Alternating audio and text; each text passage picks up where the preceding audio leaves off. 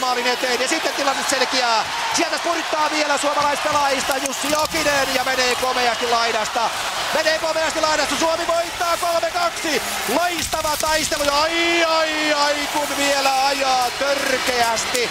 Dustin Brown siellä vielä Jussi Jokisen päälle. Aivan sikamaisesti ajaa päälle Summerin soiton jälkeen. Ja siitä kimmastuneena siellä on myöskin jo paikalla sitten Teemu Selänne.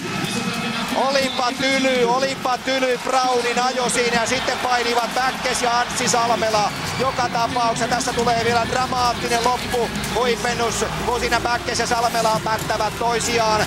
Mutta se lähti nimenomaan siitä liikkeelle, että siellä on sitten ollut paikalla Dustin Brown, joka sitten tästä tulee ilman muuta pelikieltoa.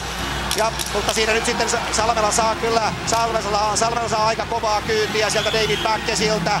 Joka tapauksessa näin tämä ottelu päättyy. Ja oikeastaan se huipentuu tämän venäläis-balettikaksikon esitykseen, joka on sotkenut tämän ottelun alusta pitäen.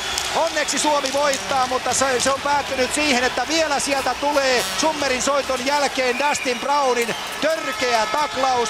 Toivottavasti Jussi Jokinen ei siinä loukkaannu ja toivottavasti siitä tulee nyt samanlaisia tuomioita, kun jaetaan Olli Jokiselle. Ja saapa nähdä, jos nämä joukkueet kohtaavat vielä puolivälierissä, niin minkälainen spektaakkeli siitä syntyy. Suomi on voittanut tämän ottelun 3-2.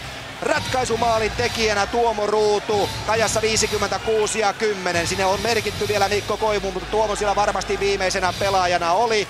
Ja tässä tosiaan niin kuin sanottu, koko episodin loppu on se. Ja Tortorellakin möykkää siellä aivan turhaan, koska vihelyksen jälkeen Dustin Brown ajaa Jussi Jokisen pystyyn päädyssä. Ja tässä nyt kai jo puhuttiin Ruotsin ja Venäjän välisessä ottelussa myös ihan riittävästi. Vielä katsokaa nyt itse uudelleen. Siitä niin. Hellurei. Ainoa mahdollisuus 5+20. Ei mitään muuta mahdollisuutta.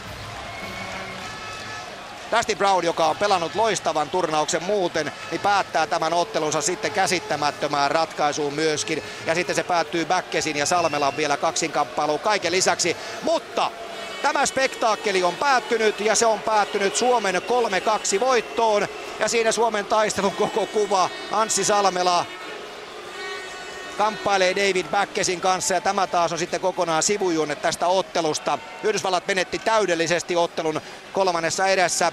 Ja kuinka paljon siihen sitten vaikutti se, että Suomi nykäisi 1-2 kavennusmaalin sivuverkosta sisään.